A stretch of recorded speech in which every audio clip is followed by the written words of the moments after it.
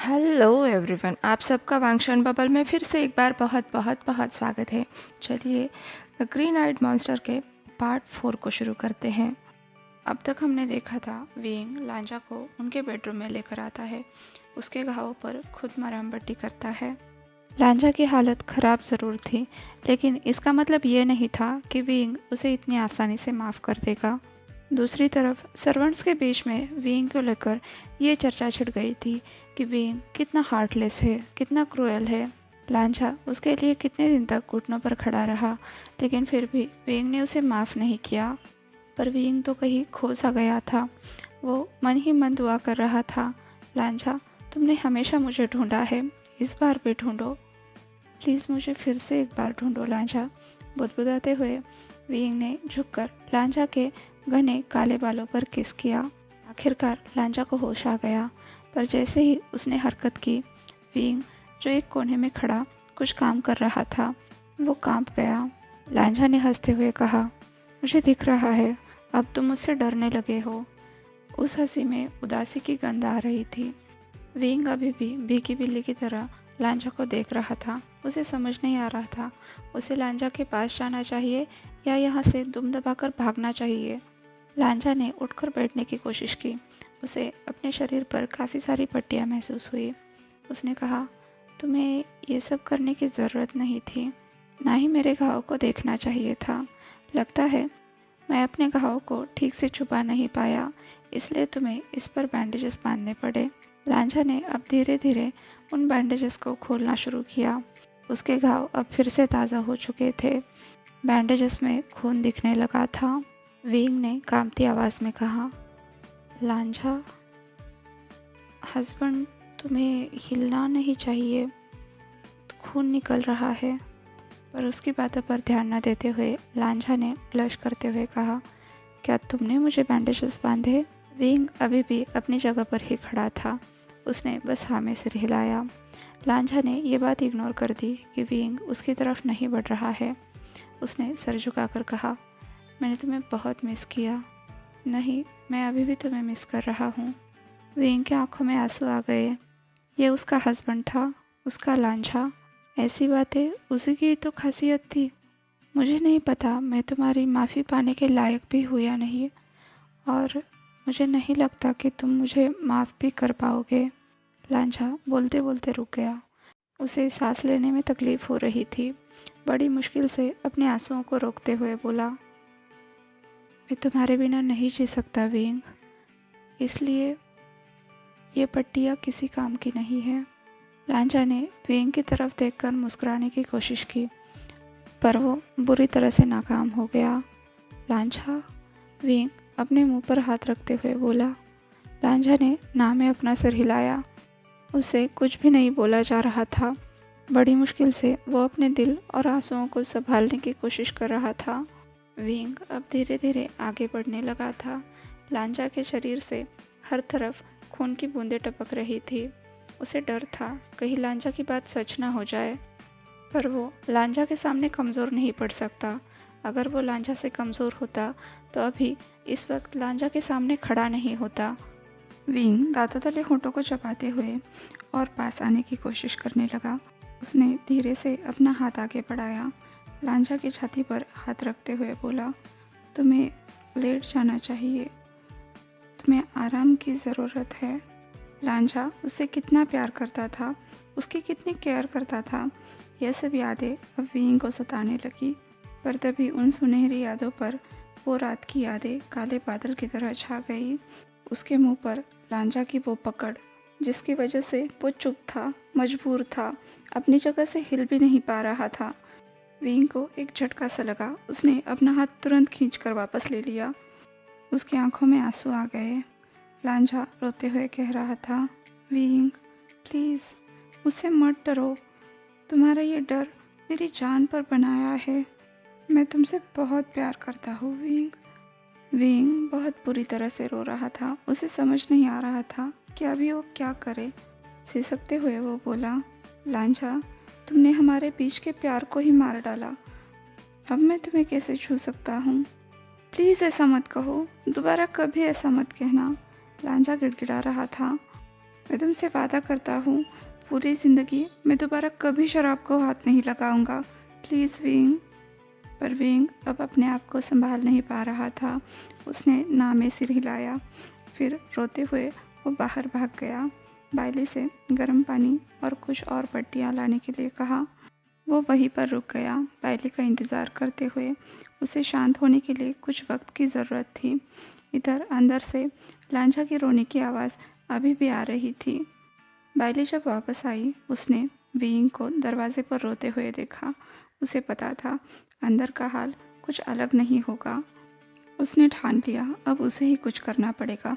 कभी कभी उसके मास्टर्स बच्चों से भी ज़्यादा बचकानी हरकतें करते हैं, पर उसके लिए तो वो दोनों भी ज़रूरी हैं। बायली अब ढाढ़स बांध कर बोली, मास्टर भी मुझे माफ़ कर दीजिए। मुझे पता है मेरी नौकरी भी जा सकती है, फिर भी मैं आपसे एक बात कहना चाहूँगी। वुशियान ने चौंक कर बायली की तरफ देखा। इस लड़की को हमेशा उसके और लांझा के मामले में क्यों बोलना होता है? उसके घरेलू मामले में बोलने की बाहर वालों को इजाज़त कब से मिल गई? पर वो ज़रूरत से ज़्यादा ही जानती थी, इसलिए विंग चुप रहा। उसने बस सर हिलाकर हाँ कहा। बायली ने कहा, मुझे नहीं पता आपके साथ क्या हुआ या उस रात क्या हुआ, और वैसे भी ना तो मैं ये जानना चाहती हूँ, ना ही मुझे ये बात जानने की ज़रूरत है। बस मैं इतना जानती हूँ, जब दो लोग आपस में प्यार करते हैं तो उन्हें एक दूसरे की गलतियों पर पर्दा करना भी सीखना पड़ता है। इतना ही नहीं, अपने साथी को सारे गुण और दोषों के साथ अपनाना पड़ता है। ये ज़िंदगी है और ये इसी तरह से चलती है। और मास्टर भी, मैंने मास्टर लान की आंखों में आपके लिए प्यार देखा है। वो आपको ऐसे देखते हैं जैसे उनके लिए बस आप मायने रखते हो, उनकी पूरी दुनिया आप में बसती हो। मैं तो बस यही दुआ करती हूँ, कोई मुझे भी एक नज़र ऐसे देखने वाला मिले। बायली ने अपनी आंखों से आंसू पोंछे और कहा, और मास्टर भी, अगर मुझे कोई ऐसा मिला तो मैं उसे कभी जाने नहीं दूंगी। हमारी ज़िंदगी में चाहे जितनी मुश्किलें आए, लेकिन मरते दम तक मैं उसका साथ नहीं छोड़ूंगी। उस तक आने वाला हर तीर पहले मुझसे होकर गुजरेगा, क्योंकि ऐसा प्यार किस्मत से मिलता है और पूरी दुनिया में कोई एक ही होता है जो आपसे इस तरह से प्यार कर सकता है। विंग समझ रहा था बायली क्या कहने की कोशिश कर रही है। उसे उसकी और लांझा की वेडिंग वाउज़ याद आ गई। वो दिन, वो रातें, सब कुछ लांझा के प्यार से भरा था। कितना प्यार था उन दोनों के बीच में। उसकी लांझा के लिए तड़प, वो शरीर और मन से सिर्फ और सिर्फ लांझा को बिलोंग करता है, ये भावना, उसकी अपने सोलमेट को पाने की भावना, इस सब पर लांझा की एक गलती भारी नहीं हो सकती। उनके इतने साल के रिश्ते को बस एक रात राख नहीं कर सकती। बस एक गलती की वजह से उनकी सारी खुशियाँ धूल में नहीं मिल सकती। विंग ने अब तय किया था, वो इस सब से उभरेगा। उसने बायली के हाथों से वो गर्म पानी का बर्तन लिया और कहा, शुक्रिया बायली, हम दोनों के लिए चाय भिजवा दो। बायली ने हाँ में सिर हिलाया और वहाँ से चली गई। वो विंग में बदलाव महसूस कर पा रही थी। अब उसकी यहाँ कोई ज़रूरत नहीं थी। उसकी बातों ने विंग को उभरने में मदद की थी। उसके मास्टर्स की ज़िंदगी का एक बहुत बुरा पर्व बीत चुका था। अब आगे बस वो अच्छे की अपेक्षा कर सकती थी। वो बड़ी ही खुशी से अपने मास्टर्स के लिए चाय बनाने लगी। इतनी खुश वो अब तक कभी भी नहीं थी। इधर लांझा रूम में अकेला था, उतना अकेला जितना उस लड़ाई के मैदान पर था जब विंग उसे छोड़कर चला गया था। ये रूम भी उतना ही शांत लग रहा था जितनी वो लड़ाई उसे बेवजह लग रही थी। पिछले 20 सालों में लांझा ने विंग के अलावा और क्या ही क्या है, उसकी पूरी दुनिया विंग के इर्द गिर्द घूमती रही है। उसे खोना, उसे खोजना, उसे पाना, उसे प्यार करना, यही उसकी ज़िंदगी का एकमात्र उद्देश्य बन चुका था। वो उसकी दुनिया था। अगर विंग नहीं तो उसकी ज़िंदगी का मकसद ही नहीं बचता। तभी दरवाज़ा खुला और लांझा के मुंह से अपने आप निकल गया, विंग। आह! उसे विंग की इतनी आदत पड़ चुकी थी जो छुड़ाए नहीं छूटने वाली थी।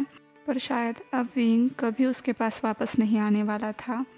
लेकिन वो आया था शायद लांझा को इतनी जल्दी अपनी उम्मीद नहीं छोड़नी चाहिए। विंग धीरे से लांझा के पास आकर खड़ा हुआ। उसने लांझा को कंधे से पकड़कर उठाया, अपने सामने खड़ा किया। वो बिल्कुल एक दूसरे के सामने खड़े थे, एक दूसरे की आंखों में देखते हुए। लांझा को समझ नहीं आ रहा था उसे क्या बात करनी चाहिए। वो बस अपनी पलकें झुकाए खड़ा रहा। विंग ने कहा, हस्बैंड, इस तरह से मुझे तुम्हारी पट्टियाँ बदलने में आसानी होगी। उसके चेहरे पर हल्की सी मुस्कुराहट आ गई। उसने पूछा, क्या तुम सह पाओगे? लांझा ने हाँ में सिर हिलाया।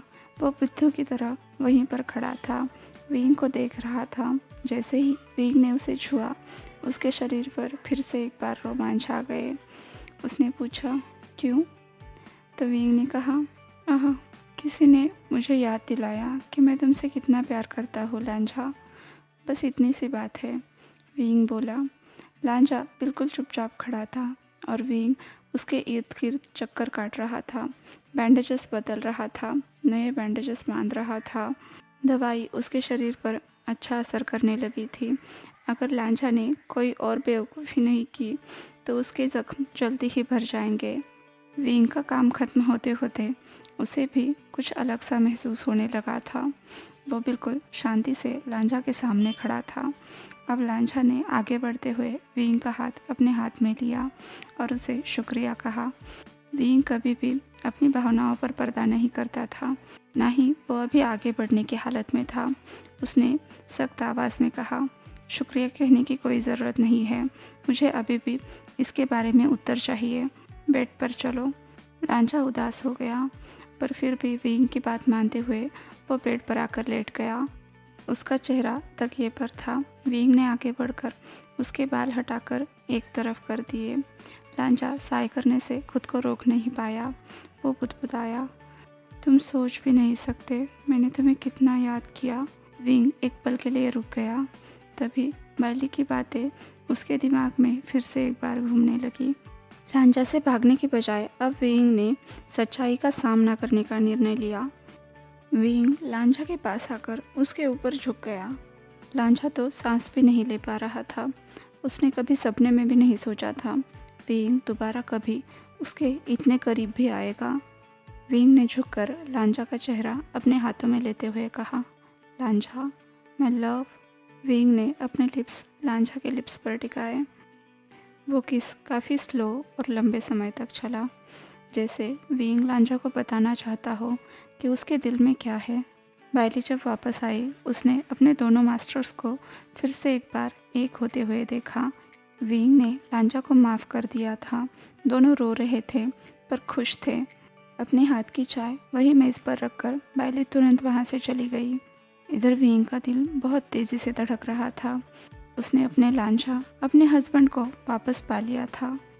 लांझा के आंसू पोंछते हुए, खुद के आंसू रोकते हुए विंग बोला, चाय आ गई है लांझा, तुम्हें पी लेनी चाहिए।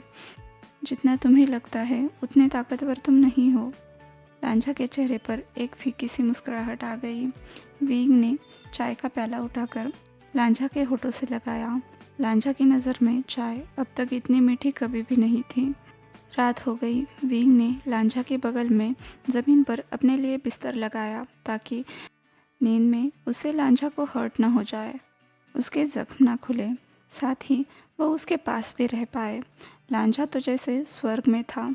उसे लग रहा था, क्या उसे माफ़ी मिल गई? हाँ, ये बात अलग थी। दोनों के बीच में बातचीत शुरू होने को अभी काफ़ी वक्त लगेगा, पर विंग के पास रहना उसके लिए कोई सपना सच होने से कम नहीं था। जैसा कि लांझा को लग रहा था, दोनों के बीच में ज़्यादा बातचीत नहीं हो रही थी। दोनों भी बस एक दूसरे को निहार रहे थे। आखिरकार लांझा ने उन दोनों के बीच के तनाव को समाप्त करते हुए कहा, तुम मुझे माफ़ कैसे कर सकते हो? जो कुछ भी मैंने किया उसके बारे में कोई सोच भी नहीं सकता। विंग ने कहा, मुझे अपनी जिम्मेदारियाँ याद है। तुम्हारे बिना होने से अच्छा तुम्हारे साथ होना है। मैं जानता हूँ किस बात को कितनी तवज्जो देनी है। मुझे खुशियाँ पसंद है। एक तुम ही हो जिसके लिए मैं यहाँ पर हूँ। इसलिए तुमसे डरने से अच्छा मैं समझने की कोशिश करूँगा। दिल में नफ़रत रखने की बजाय तुमसे प्यार करने की कोशिश करूँगा। लांजा ने साय करते हुए कहा, तुम मुझसे ज़्यादा समझदार हो। नहीं, तुम हमेशा ही थे। कभी कभी तो तुम्हारी समझ देखकर मैं बहुत हैरान होता हूँ। विंग ने भौहें उठाकर लांजा की तरफ देखा। उसकी बातों से वो चौंक गया था। लांजा ने कहा, मैं तुम्हें कुछ बताना चाहता हूँ। वो अभी भी सोच रहा था, जो कुछ भी लांजा बताएगा क्या वो उसे सह पाएगा। आज के लिए बस इतना ही। आपसे कल मिलती हूँ, तब तक के लिए अपना ख्याल रखिए। वीडियो पसंद आया हो तो लाइक, शेयर और कमेंट कर दीजिए। और हाँ, अभी तक चैनल को सब्सक्राइब नहीं किया है तो सब्सक्राइब भी कर दीजिए। और वांगशान बबल में खुश रहिए। Thank you.